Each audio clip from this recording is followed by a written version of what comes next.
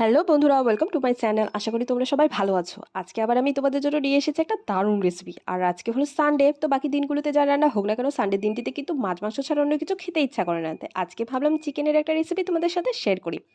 তো রেসিপিটির নাম হলো চিকেন রসবড়া, কারণ যখন এটা মুখে পড়ে তখন পুরো মুখটা যেন একটা আলাদা স্বাদের রসে ভরে যায়। তো চলো শুরু করি।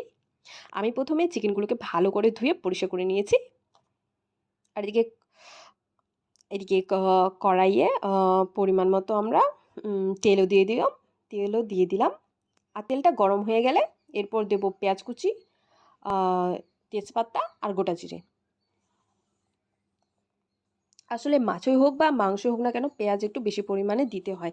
তারপর দিয়ে দিলাম তারপর এদিকে মশলাটা পেস্টটাকেও রেডি করে নেব। পেস্টের জন্য নিয়ে নিলাম হচ্ছে পেঁয়াজ, আদা আর রসুন।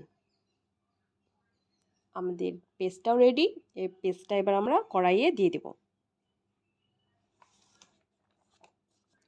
এবার দেওয়ার পর একটু ভালো করে নাড়াচাড়া করে নেবো প্রায় 5 মিনিট অবধি। তাহলে কাঁচা মশলার যে একটা গন্ধ থাকে সেটা আর থাকবে না। এবার নাড়াচাড়া করার পর হলুদ দিয়ে দিলাম পরিমাণ মতো।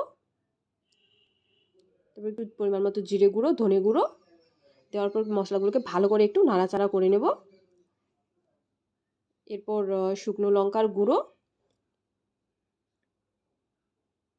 দেওয়ার পর মশলাগুলোকে বেশ ভালো করে মিলিয়ে নেব। মিলিয়ে নেওয়ার পর এবার টমেটোগুলোকেও দিয়ে দিলাম। দিয়ে দেওয়ার পর বেশ কিছুক্ষণ অবধি, ধরুন 5 মিনিটের মতো নাড়াচাড়া করে নেব। নাড়াচাড়া করার পর এবারে পরিমাণ মতো জলও দিয়ে দিলাম, যাতে মশলাগুলো ভালো করে মিলে যায়। এবার পরিমাণ মতো লবণও দিয়ে দিলাম।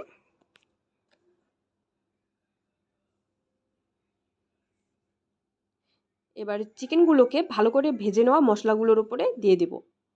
আমি এখানে চিকেন নিয়েছি প্রায় 1 কেজির মতো। এবার চিকেনটাকেও মশলাগুলোর সাথে ভালো করে মিলিয়ে নেব।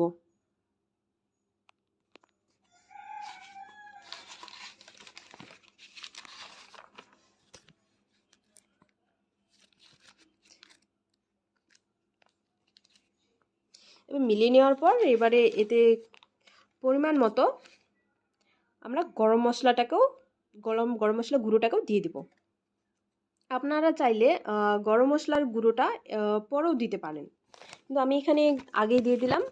আর চিকেনটাকে নামানোর আগেও আরেকটু পরিমাণ মতো দিয়ে দেবো। আমার মতো আপনার এই রেসিপিটাকে নিজের বাড়িতেও বানিয়ে দেখুন, আপনাদেরকেও খুব ভালো লাগবে। এটা দেখতে যেমন টেস্টের দিক থেকেও তেমনি খুব সুস্বাদু। এবার এতে চিকেনের মশলাটাও দিয়ে দিলাম। চিকেনের মশলাটা দেওয়ার পর একটু ভালো করে নাড়াচাড়া করে নিলাম।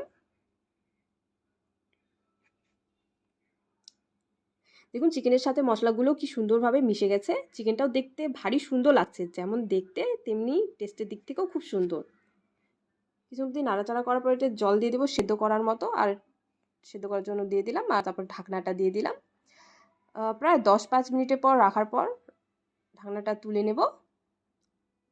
দেখুন আমাদের চিকেনটা সেদ্ধ হয়ে গেছে।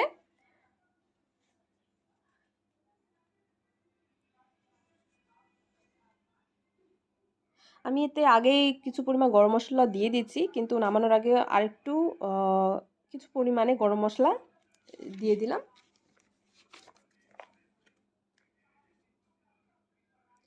আমার এই রেসিপিটি আপনাদেরকে ভালো লেগেছে আশা করি। আর আমার এই রেসিপিটি ভালো লাগলে আমার চ্যানেলটিকে প্লিজ লাইক, শেয়ার আর সাবস্ক্রাইব করে দেবেন।